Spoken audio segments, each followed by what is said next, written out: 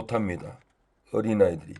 어린아이들이 우상 숭배하고, 어린아이들이 음란하고, 어린아이들이 탐색하고, 어린아이들이 동성애하고, 어린아이들이 도덕질하고, 어린아이들이 술 취하고, 어린아이들이 후욕하고 토색하고, 이런 어린아이들이 없습니다. 어린아이들은 순수해요. 죄를 보면 놀라하고, 죄를 버리려고 하는 이런 습성이 있습니다. 이런 마음이 있다면 이 어린아이들이 천국에 갈 수 없듯이 어른도 못 간다라는 거예요. 그래서 불법을 행하는 자들은 천국에 못 들어갑니다. 마태복음 7장 23절에 불법을 행하는 자들아 내게서 멀리 떠나가라. 내가 너희를 도무지 알지 못한다. 예수님이 거부했습니다. 그때 내가 저에게 밝히 말하되 내가 너희를 도무지 알지 못하니 불법을 행하는 자들아 내게서 떠나가라. 그럽니다. 가난한 자를 예수님 돌보지 않으면은 천국에 또 못 들어간다고 합니다. 어린아이들은 배고픈 사람들, 가난한 사람들 보면은 어린아이라도 어쩔까 하고 고민을 합니다. 가난한 사람을 예수님 돌보지 않으면 또 이렇게 천국에 못 들어간다고 성경은 말하고 있습니다. 마태복음 25장 45절에 지극히 작은 자 하나에게 하지 아니한 것이 곧 내게 하지 아니한 것이니라. 저희는 영벌에 의인들은 영생에 들어가리라. 지극히 작은 자 하지 아니한 것이 예수님께 하지 아니한 거다고 합니다. 이 말씀을 깨달은 어떤 목사님은 성도들에게 이 말씀을 잘 가르쳐 가지고 성도들이 타교인들이 그 교회 가면 그렇게 따뜻하게 맞이해 주는 거예요. 표정, 자세, 안내하는 거 너무 포근하고 편안하게 저쪽으로 앉으세요. 예수님 대하듯이 아주 겸손히 대하는 것을 보고 너무 은혜 받았다고 합니다. 누구한테 배우냐가 중요합니다. 우리도 지극히 작은 자기 하지 아니한 것이 예수님께 하지 아니한 것이라고 성경은 말씀하고 있고 마태복음 20장 46절에는 저희는 영벌에 들어간다라고 이렇게 행하지 않는 자는 영벌에 들어간다. 행하는 자는 영생에 들어가리라 이렇게 말씀하고 있습니다. 그래서 우리가 어린아이와 같이 지극히 작은 자도 예수님 대하듯이 대해야 합니다. 하나님을 만났다면은 천국을 발견했다면은 예수님 우리의 죄를 위해서 죽어졌다는 것을 알면은 예수님 대하듯이 모든 사람을 대하듯이 예수님 대하듯이 도와줘야 되고 안타까워해 줘야 되고 기도해 줘야 됩니다. 저도 아주 오래전에 신학교 할 때 어떤 목사님이 그렇게 간절하게 기도해 줘요. 저분이 무슨 문제가 있을까? 어떤 어려움이 있을까? 문제를 풀어줘야지. 그 안타까운 마음으로 기도해 주는 목사님을 제가 신학교 다닐 때 보았어요. 그래서 그때 생각이 나서 사람들은 다 문제를 가지고 사는데 내 곁을 떠나가면 저분이 평생을 고생을 하고 방황을 하고 그 문제 안에서 헤맬 텐데 그 안타까움이 마음에 일어나서 꼭 잡고 싶고 기도해 주고 싶은 마음이 바로 지극히 작은 자 하나를 봐도 그냥 보낼 수 없는 거예요. 그냥 내 안에서 떠나가면은 평생을 헤매고 고생을 하고 그 문제에서 나오지 못하는 분들이 너무 많습니다. 그래서 그런 분들 잡아서 문제를 풀어주고 꼭 기대를 해주고 싶어요. 우리 그 집 앞에 딸하고 어머니가 중풍병이 걸려가지고 하루는 딸이 부축해 주면서 왔다 갔다 운동을 하더라고요. 그래서 제가 몇 마디 했어요. 하나님이 치료해 주기를 원합니다. 잠깐 멈추고 지나가더라고요. 그 지나간 분도 제 마음에 잠깐 내가 기도하면 하나님이 고쳐줄 줄 알고 그 안타까운 마음으로 기도를 해줬어요. 내가 붙잡았고 머리에 손에 얹은 것도 아니고 내가 잡아놓고 기도하는 것도 아니고 그냥 지나가는 스쳐가를 때 잠깐 말을 던져도 하나님이 치료해 주겠지 그런 안타까운 마음으로 기도를 했는데 어제는 인사했잖아요. 더 좋아졌잖아요. 근데 내 속으로 하나님이 던지는 말도 치료해 주지 않는가. 저 안타까운 중풍병에 고통을 평생 저 병 때문에 고통을 받고 아무것도 못하고 몸이 굳어가니까 하루 종일 왔다 갔다 걷잖아요. 자기 몸이 굳어가니까 그러는 거예요. 예수님 대하듯이 기도해 주지 않으면은 그런 심령들은 평생 중풍병에 매여서 고통을 받고 신음하고 살아갈 수밖에 없습니다. 그래서 우리가 지극히 작은 자에게도 우리가 기도해 줘야 되고 붙잡아서 교회에 오라고 그러고 하나님의 은혜를 잠시라도 전해줘야 합니다. 이것이 지극히 가난한 자를 예수님 돌보듯이 해야만이 천국 백성이라는 거예요.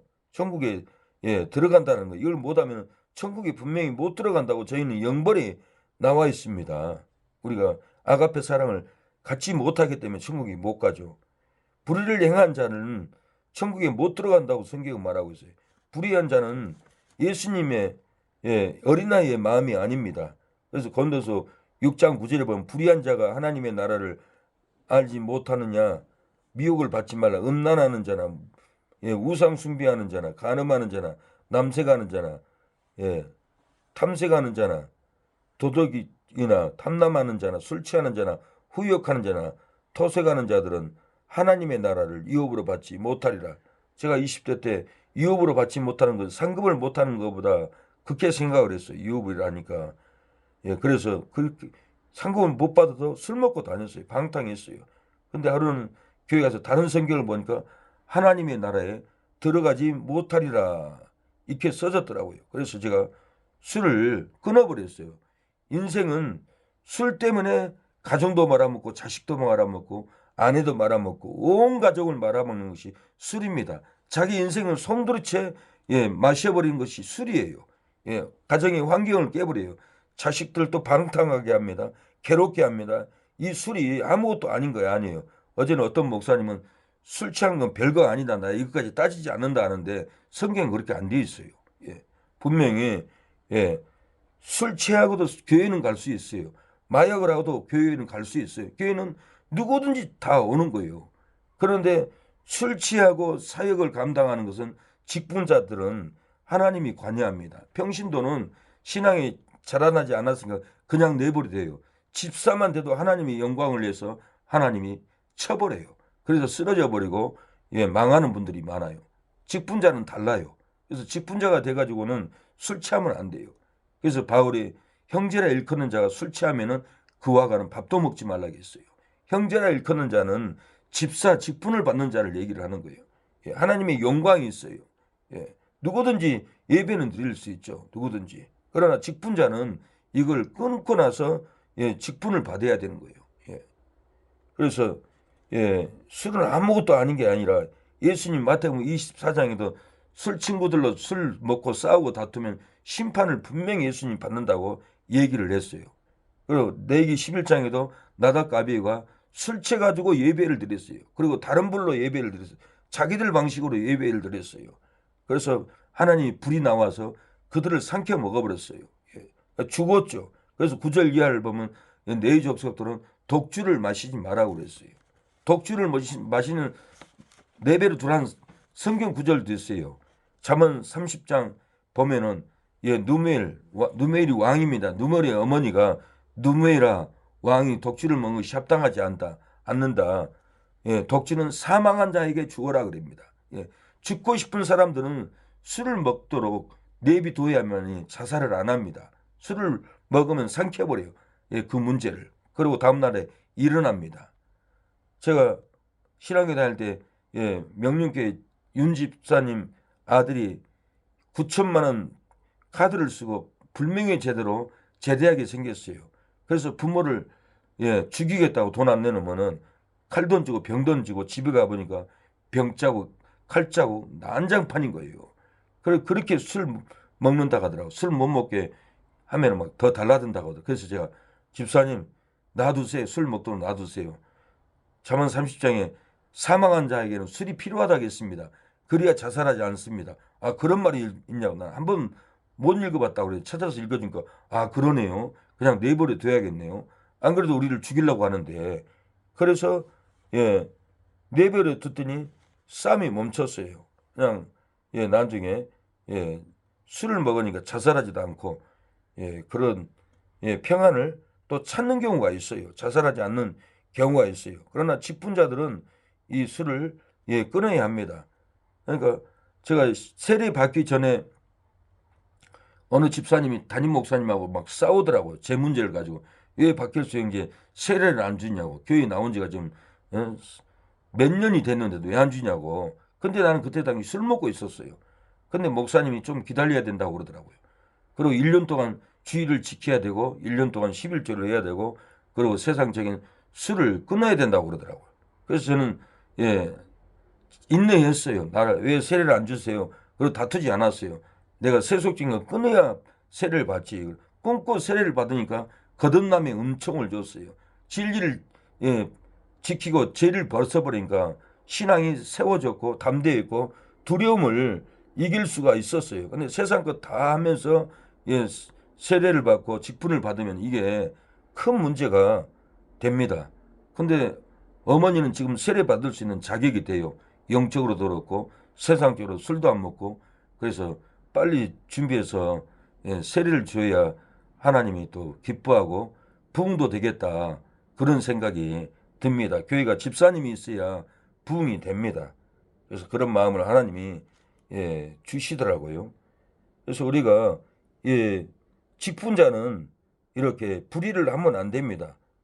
음란하고 우상숭배하고 간음하고 탐색하고 남색 동성애하고 도덕질하고 술 취하고 후욕하고 토색하는 자들은 하나님 나라의 유업을 받지 못하는 건 천국에 못 들어간다는 말이에요. 천국에 못 들어갑니다. 그래서 오늘 본문도 그때 제자들이 예수께 나와서 천국에서 누가 크냐고 물어봅니다. 그래서 예수님께서 어린아이를 불러서 저희 가운데 세웠어요. 그러면서 진실을 너희에게 이르노니 너희가 돌이켜 어린아이와 같이 되지 아니하면은 결탄코 천국에 들어가지 못한다고 했습니다. 그래서 어린아이 같이 신앙생활 하지 않는 분들이 죽고 나면은 다 지옥에 있는 거예요. 2,000명이 죽었는데 50명만 천국 가고 나머지는 1,950명은 다 지옥에 떨어져 있는 거예요. 그래서 한국교회가 잘못됐어요. 여기 우리가 만나러 갔던 문모순 목사님, 삼춘 같은 목사님, 전 목사님 책을 보니까 그러잖아요. 한국교회는 잘못됐다. 성령 충만함이 잘못됐고 그 책을 읽어보면 너무 잘못됐다고 나왔잖아요. 맞아요. 그냥 수만 늘려놨어요. 부흥하려고 아무나 세례 주고 아무나 집사 주고 아무나 권사 장로 주고 세속적으로 다 하고 다니는데도 막 장로 주고 수만 늘리려고 잘못된 거예요. 거듭난 게 아니에요. 그렇게 거듭나지 않고 직분을 줘가지고 다 이렇게 죄짓다가 지옥에 떨어졌다라고 유튜브 보면 너무 안타까운 일들이 많아요. 목사들도 지옥에 가 있어요. WC 가담되고 불의하고 탐욕하고 교회 돈 훔치고 장로들도 교회 재정부장하면서 교회 헌금을 갖다가 자기 사업에 다 써버린 거예요. 다 탕진을 해버린 거예요. 그래서 영상을 보면 지옥에서 다 통곡하고 고통받고 있어요. 우리가 거듭나야만이 직분을 받고 어느 정도 거듭나야만이 세례를 받아야 이것이 바로 직분을 받고 거듭남을 받고 천국 갈 어린아이와 같은 사명인 거예요. 이 어린아이 같이 하나님을 받들지 않으면 천국에 못 들어갑니다. 오늘 본문은 분명히 어떻게 해야 하나님의 나라를 어린아이와 같이 받들어서 천국에 들어갑니까? 어린아이와 같이 자기를 낮춰야 합니다. 4절에 보면 누구든지 어린아이와 같이 자기를 낮추는 그이가 천국에서 큰 자니라 그럽니다. 오늘 본문에 천국에 들어가는 비밀을 제가 몇 가지를 얘기를 하겠습니다. 정말 내가 어린아이인지 아닌지 내 마음 상태와 진리와 구분해야 돼요. 첫째, 어린아이 같이 자기를 낮추는 자가 낮추어야만이 계시를 받는다는 거예요. 마음을 낮춰야만이 계시를 받는 거예요. 말씀을 받는 거예요. 4절에 그러면 누구든지 어린아이와 같이 자기를 낮추는 그이가 천국에서 큰 자니라 그랬어요. 그래서 마태복음 20장 27절 너희 중에 누구든지 으뜸이 되고자 하는 자들은 저희 종이 되어야 하리라. 28절 인자가 온 것은 섬김을 받으려 함이 아니라 도리어 섬기려 하고 자기 목숨을 많은 사람의 대속물로 주려 함이니라. 예수님이 섬기고 대속물로 십자가에 죽어지까지 했는데 내가 교만하고 다른 성도들과 다투고 시기하고 미워하고 쫓아내고 힘들게 하고 음해하고 이럴 수 없다라는 거예요. 누구든지 으뜸이 되고자 하는 자는 그 사람의 종이 되라는 거예요. 낮아지라는 거예요. 낮아지는 사람들 보면 겸손한 걸 보면 예, 천국에 들어갈 사람인 거예요. 이 교만하면은 천국에 못 들어갈 예, 죄를 짓고 있는 거예요. 예.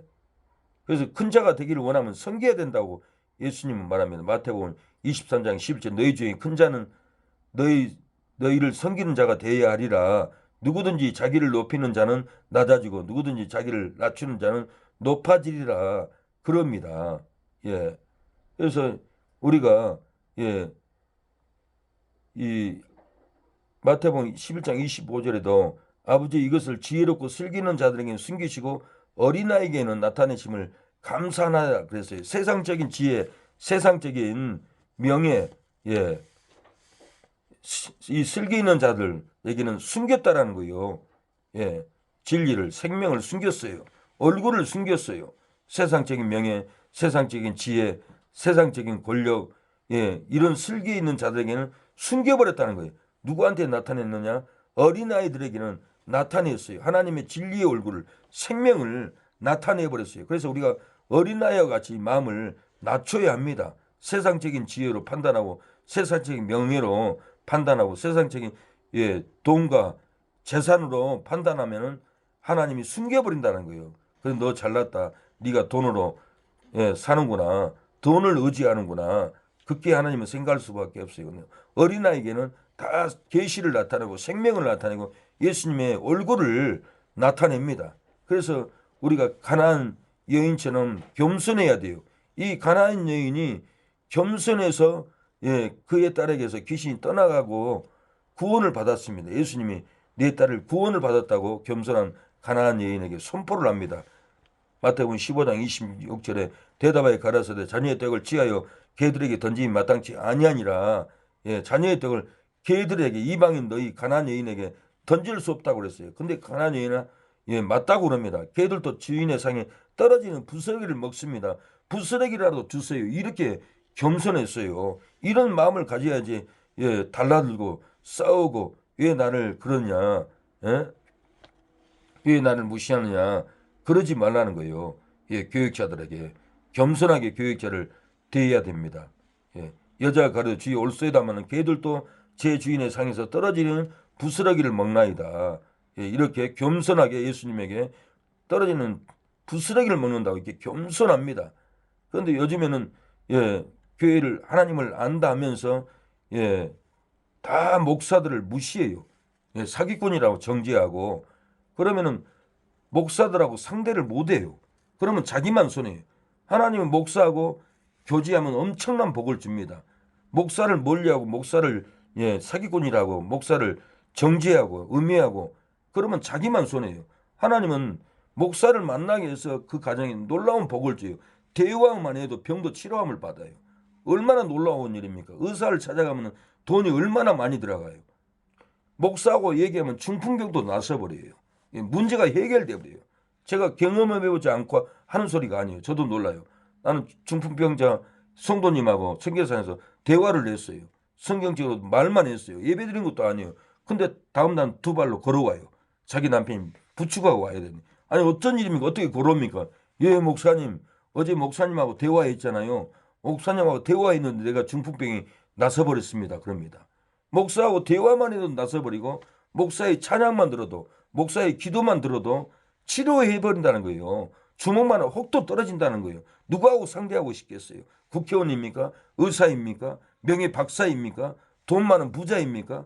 죽고 나면 돈이 뭔 필요 있어요? 이병철씨도 내 암을 고쳐주면 재산 절반을 준다고 해도 못 고치고 가버렸어요. 그러나 목사하고 대화만 해도 목사하고 밥만 먹어도 변화의 역사가 일어나는데 예, 연예인을 만나기를 좋아하고 국회의원 만나기를 좋아하고 명예 박사를 만나서 예, 돈 벌기를 좋아하고 예, 병들면 뭐 할 거예요? 예, 목사를 만나면 역사가 일어나는데 이런 목사를 싫어하고 목사를 사기꾼이라고 하나님이 목사를 보내서 놀라운 역사를 주는데 예, 목사를 비난하면은 예, 자녀들 교육을 시켜야 돼요. 예, 말로 때려잡아야 돼요. 그러자 자녀를 교육 못하면은 엘리의 자식들처럼 망합니다. 예, 자식을 단속 못하면은. 그래서 나는 서순정 교회 목사입니다. 걱정이 돼. 왜 저렇게 아플까? 그 아들은 술 장사를 하고 있어요. 목사의 아들이 할 일이 아니에요. 예. 엘리도 자기 자식들 단속을 못해서 다 죽었어요. 제사 지내는데 죽은 고기는 취해버렸고 자기들이 먹어버리고 그렇게 나쁜 짓을 했어요. 하나님은 네 자식을 단속하지 못해서 네 집안은 망한다 그래요. 다 망한 거예요. 엘리도 죽고 내가 아프고 내 가정이 힘든 것은 자식을 단속 못해서 그래요. 그래서 자식들이 이상한 소리 하면은 못하게 단속을 해야 돼요. 입술이 부정하고 하나님의 종들을 이상하게 말을 하면은 저주받은 심령이에요. 망할 길로 가는 거예요. 절대 복 못 받습니다. 목사들도 상대를 안 해줘요. 그런 사람들은. 왜 좋은 성도도 많고 내가 맡아서 양육할 성도도 많은데 저런 복잡한 사람 만나가지고 뭐 하겠냐고. 그렇게 생각을 해버려요. 목사들도 아무나 상대 안 해줘요. 개척교회 목사들이나 아무나 상대하고 영웅권을 하고 만나주지. 큰 교회 가보세요. 만나주지도 않아요. 벨로리도 문도 안 열어줍니다. 복잡한 사람 만나봐야 자기 성도들 가르치고 인도하는데 문제가 된다고 생각하기 때문에 목사가 가도 문도 안 열어줘요. 상대 안 해줘요. 다 자기의 영적인 관리를 하는 겁니다. 그래서 목사만 만나면은 해결될 줄 알았어요. 선지자만 만나면은 이스라엘 백성들은 다 해결될 줄 알고 선지자에게 빈손으로 나가지 말라고 성경은 얘기합니다. 그래서 우리가 목사만 만나면은 예수님만 만나면 가나안 여인이 고침을 받았던 것처럼 목사만 만나면 회복이 됩니다. 놀라운 역사가 일어나요. 이 놀라운 치료의 역사 목사를 갖다가 우습게 여기고 사기꾼이라고 그러고 목사들이 있지만은 그러면 안 된다라는 거예요. 내 삶이 안 돼. 내 삶이 하나님 복을 안 줘요. 복을 몰아버린 꼴이 돼요. 물론 그런 분들이 불의한 사람이 아니에요. 바른 사람이에요. 너무 정직하게 사니까 잘못된 사람을 정죄해요. 그것도 맞는 말이지만은 내 신앙을 위해서 내 행복을 위해서는 생명은 하나님은 건들지 말아야 된다는 거예요. 그 안대성 목사님이 안양에서 신앙생활에서 평신도 때 예배를 드리고 나오는데 그 담임 목사님이 다른 사람하고는 계속 얘기하고 나도 인사하고 가야 되는데 쳐다도 안 보더래. 그래서 속으로 생각이 저 성도는 부자니까 목사님 저렇게 대화하고 나는 아무것도 없으니까 나를 멸시하는구나. 그래가지고 불이 나가지고는 다시 사무실로 가가지고 분목사한테 목사님 담임 목사님 좀 혼 좀 내주세요. 말이 안 되잖아요. 어떻게 부목사가 담임 목사님을 혼내겠냐고. 근데 그렇게 목사님을 비난을 했는데 회개가 안 되는 거예요. 그래서 하늘산 가서 회개하려고 하나님 너 하늘산 가라. 거기서 회개해라. 그래서 하늘산 갔더니 너 좀 물 흐르는 냇가 가서 옷 벗고 회개로 물 씻거라. 그런데 환상이 딱 열리는데 평생 살면서 죄는 지들이 필름으로 찰칵 회개할 때마다 지나가는 거예요. 싸운 죄, 뭐 훔치는 죄, 착착착착 넘어가는데 그 자기 담임 목사님 비난한 것은 찰칵 안 넘어가더래요. 그래서 그때 깨달았어요.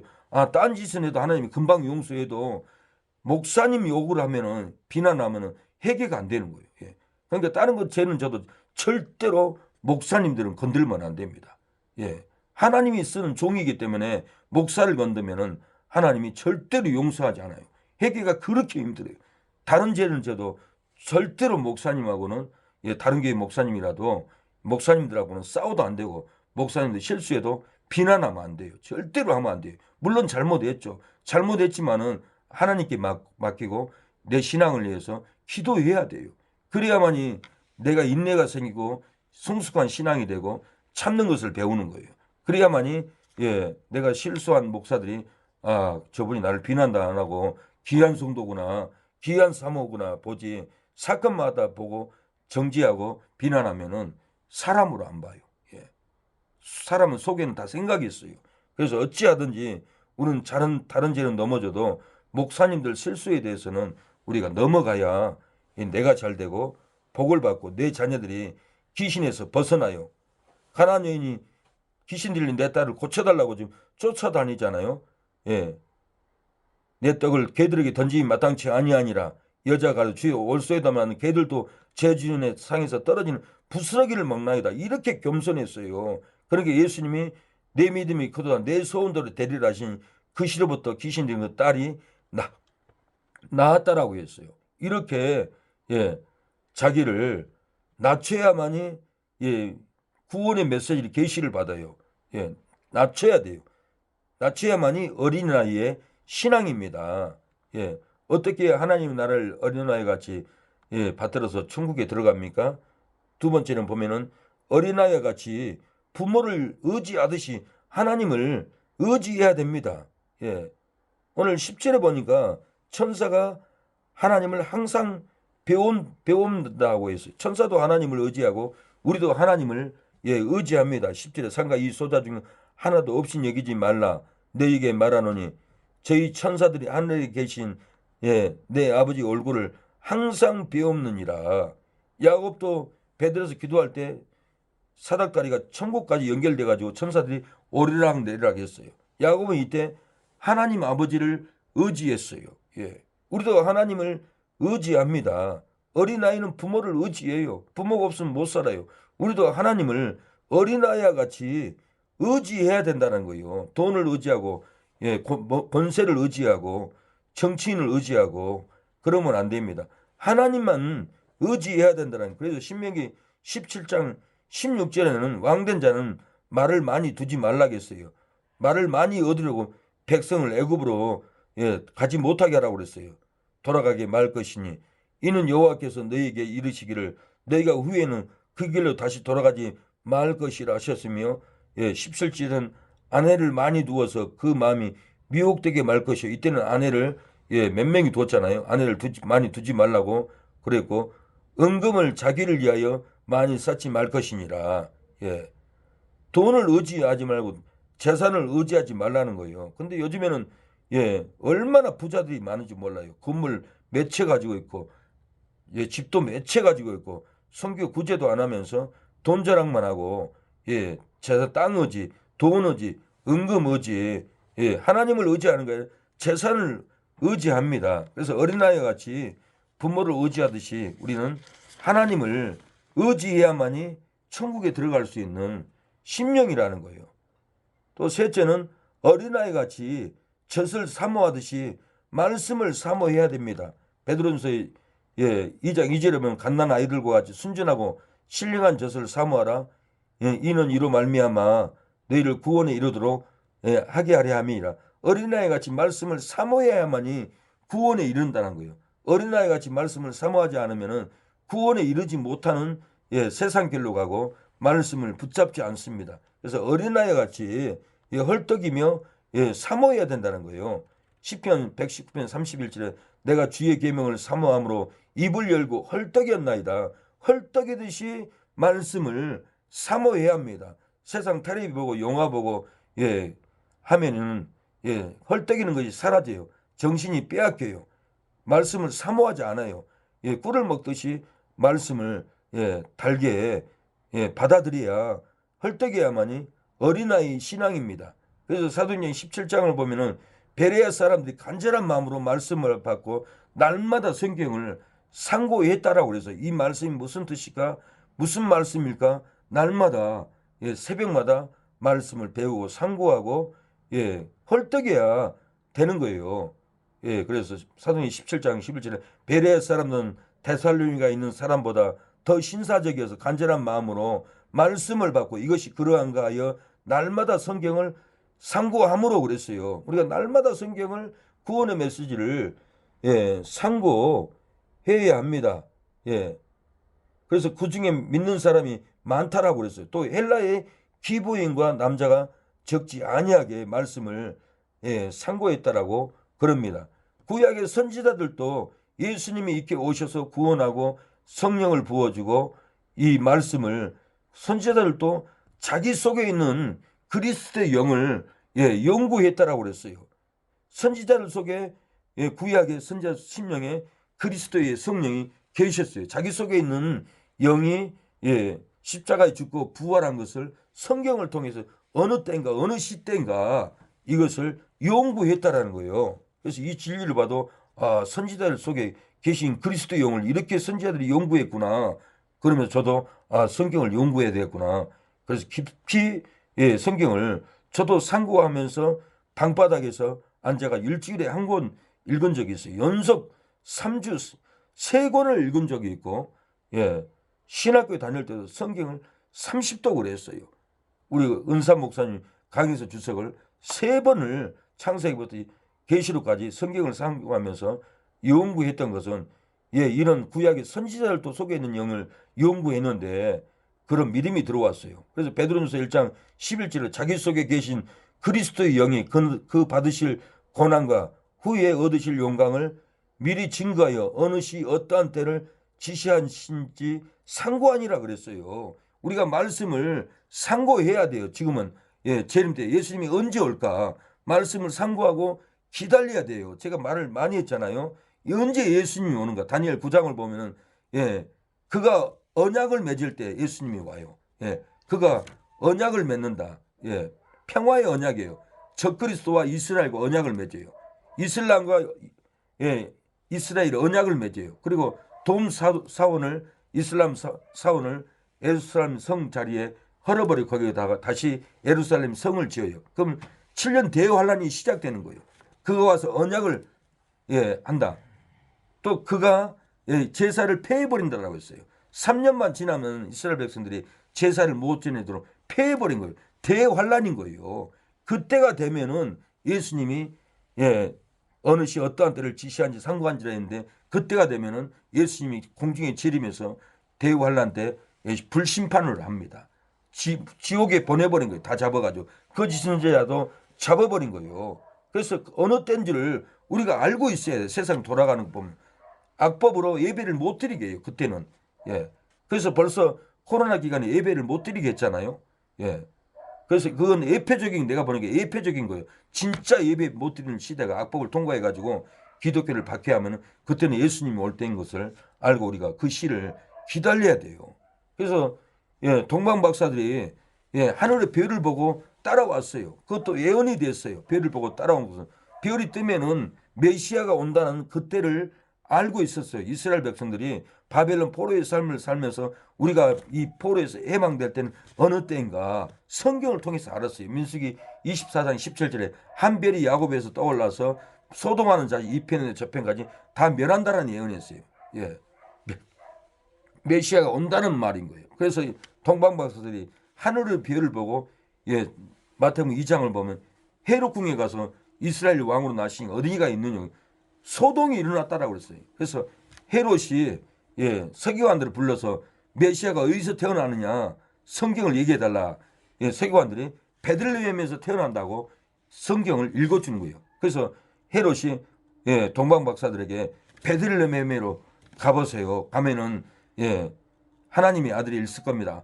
발견하면 나도 가서 얘기해 주세요. 나도 가서 경배하겠습니다. 거짓말을 했어요.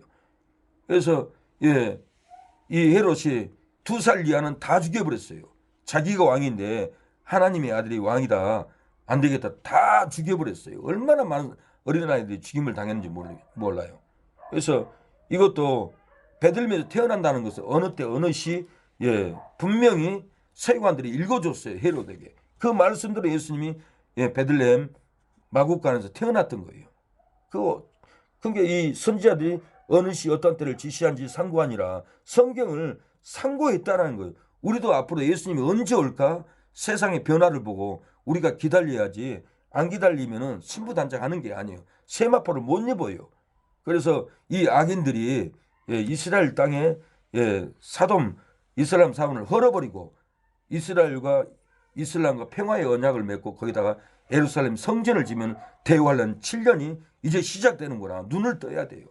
그리고 그 성전에 예배를 못 드리게 하고 우리도 예배를 못 드리게 법으로 제재해버리면 이제 3년 반이 지나고 3년 반 대환란이 시작됐다는 것을 지금 현실에 느껴야 돼요. 지금 눈앞에 왔어요. 내년일지 그 다음 해일지 지금 긴장하고 있어요. 이태원 사건도 이게 표적인 거예요. 다 3분의 1이 죽는다고 성경이 나와 있어요. 그래서 코로나로 지금 3분의 1이 앞으로도 더 많은 사람이 죽어나갈 거예요.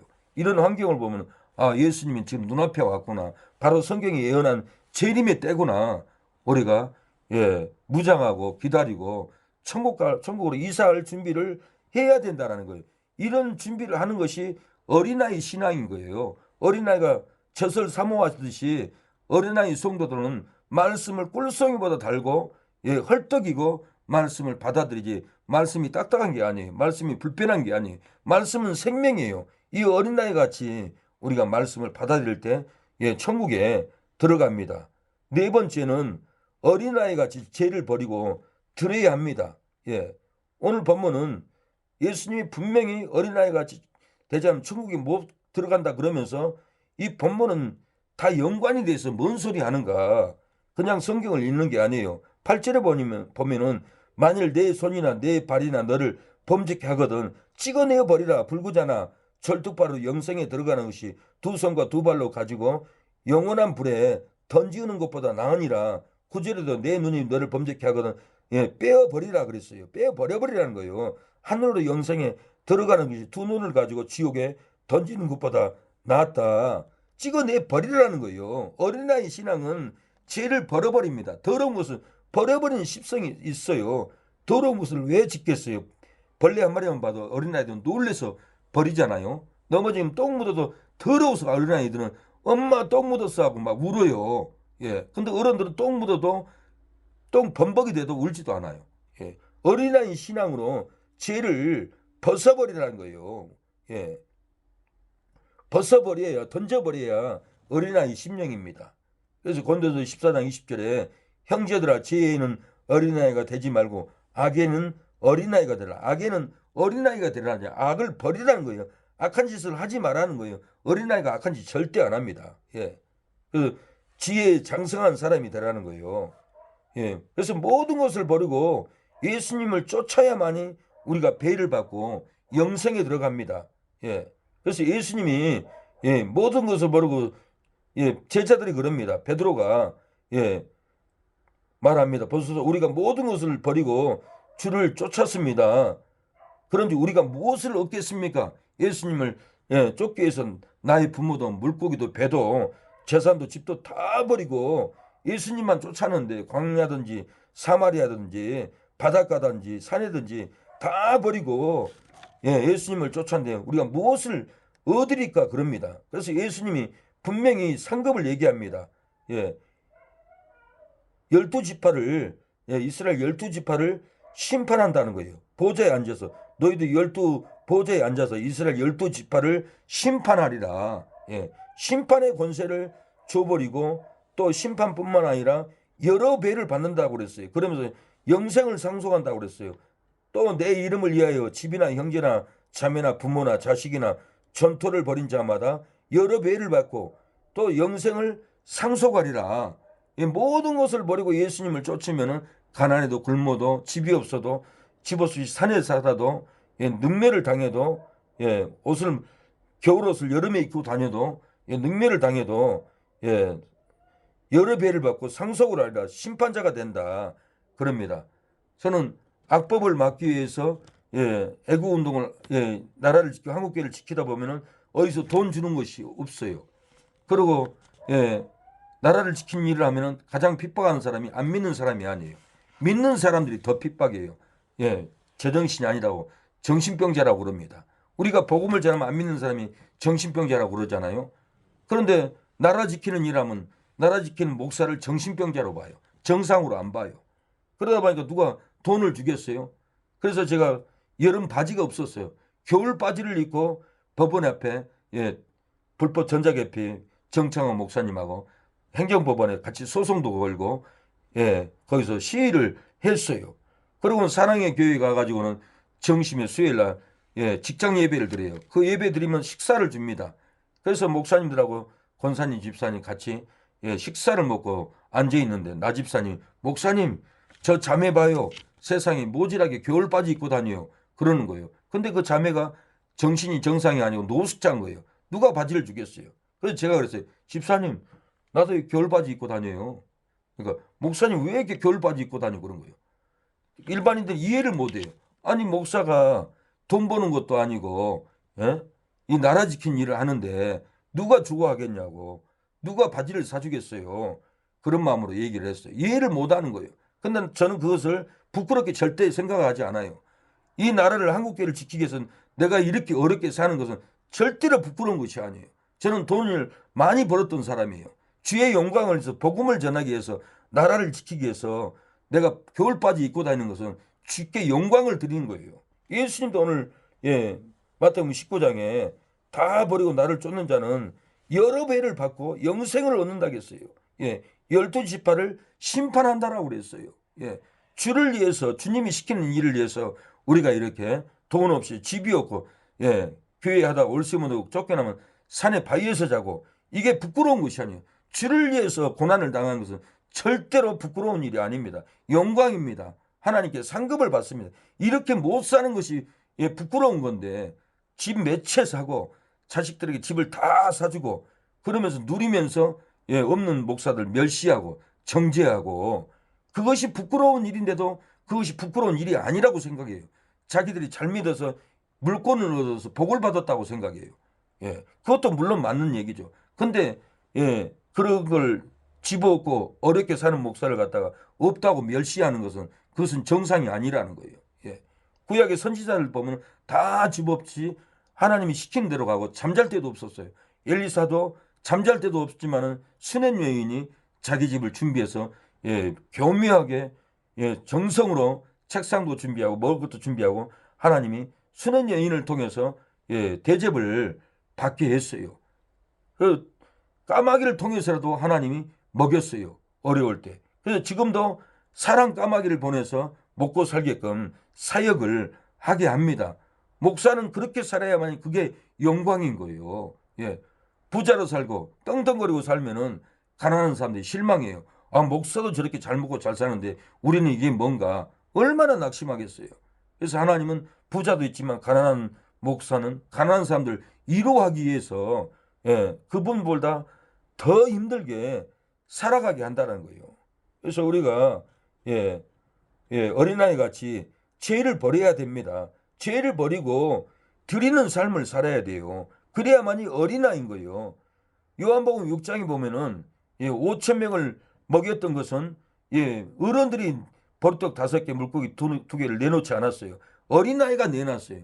어린아이가 자기가 먹지 않으면 자기가 굶어 죽게 생겼는데, 사흘 동안 못 먹었는데 자기가 먹어야 되는데 어떻게 예수님께 내어놓겠어요. 어린아이와 같이 하나님 말을 받들어야만이 천국에 갑니다. 요한복음 6장 9절에 보면 한 아기가 있어 보리떡 5개와 물고기 2마리를 가졌나이다. 그러나 그것이 이 많은 사람에게 얼마나 되겠습니까? 사람들이 앉은 수요가 5천쯤 되더라 그랬어요. 예수님이 다 앉으라고 그랬어요. 그래서 예수님이 떡을 가지고 축사합니다. 축사한 후에 앉은 자들에게 다 나눠줬어요. 5천 명이 나눠줬어요. 12바구니나 남았어요. 고기도 그렇게 줬어요. 원대로 줬다라고 했어요. 원대로. 이에 12 거둔이 보리떡 5개로 먹고 남은 조각이 12바구니에 찼더라. 이렇게 하니까 사람들이 놀라합니다. 이 표적을 보고 이는 참으로 세상에 오실 그 선지자, 그 그리스도다. 우리를 구원한 그리스도라고 이렇게 믿게 됐어요. 누구 때문에 이렇게 표적이 일어났습니까? 어른이 아닙니다. 제자들이 아닙니다. 어린아이예요. 어린아이와 같이 우리가 순수한 신앙이 있어야만이 안전하게 천국에 들어간다는 거예요.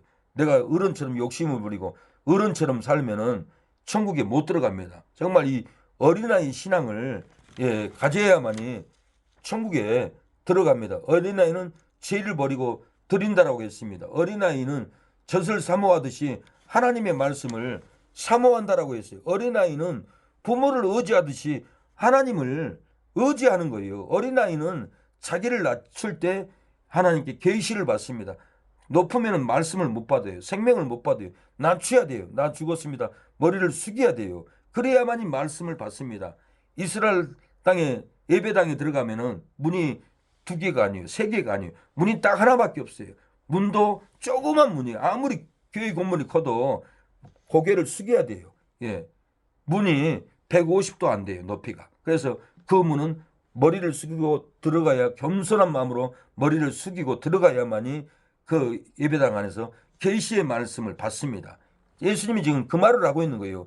우리가 낮춰야 돼요. 마음을 낮추고 겸손하고, 그래야만이 하나님의 말씀이 내 안에 계시의 말씀으로, 생명의 말씀으로 믿어지고 낮춰야만이 우리가 천국에 안전하게 들어갑니다. 우리 마음을 낮추는 것이 그렇게 중요하고 예, 하나님을 의지하는 것이 그렇게 중요합니다. 어린아이 같이 예, 사모해야 하는 것이 중요합니다. 죄를 버리고 우리의 모든 것을 하나님께 드려야만이 어린아이라는 거 욕심을 다 버리고 건물 몇 개 갖고 있고 아무리 어려운 사람도 구제도 않고 선교도 않고 나만 쓰고 이것은 어린아이가 아니라는 거예요. 그래서 오늘 본문에는 정말 이 어린아이와 같이 우리의 마음을 낮추고 의지하고 말씀을 사모하고 죄를 벗어버리고 당장 다 벗어버리고 예, 하나님께 예, 우리가 드리는 신앙이 되었으면 합니다. 하나님 아버지 은혜를 감사합니다. 어린아이와 같이 되지 않으면 천국에 못 들어간다라고 예수님이 말씀하셨사오니 우리가 정말 천국에 들어가기 위해서는 어린아이와 같이 낮추게 하옵소서. 어린아이와 같이 부모를 의지하듯이 부모가 없으면 살 수가 없습니다. 어린아이는 우리도 하나님 없으면 살 수가 없다는 것을 알게 하여 주시고 하나님 어린아이 같이 젖을 사모하듯이 우리가 하나님의 말씀을 헐떡이며 꿀송이처럼 달도록 우리가 묵상하고 말씀을 사모하는 신앙이 되어버리고 어린아이와 같이 죄를 더러움에 벗어버리게 하옵소서. 눈으로 죄를 지면은 아버지 찍어버리라고 했으며 발로 너를 범죄하면 도끼로 찍어버리라고 했사오니 우리가 모든 죄를 찍어버리고 내어버리고 예수님을 따를 때 아버지 이스라엘 12지파의 심판을 한다라고 했고 여러 배를 받는다고 했습니다. 영생을 못 얻을 자가 없다라고 했습니다. 영생을 상속받는다고 했사오니 우리가 이 어린아이 신앙으로 영생을 상속받는 우리가 되게 하여 주시옵소서. 예수님의 이름으로 기도합니다. 아멘. 기도합니다. 하나님 어린아이 신앙이 되게 하여 주시옵소서. 주여 어린아이 신앙으로 자라나게 하여 주시옵소서. 아버지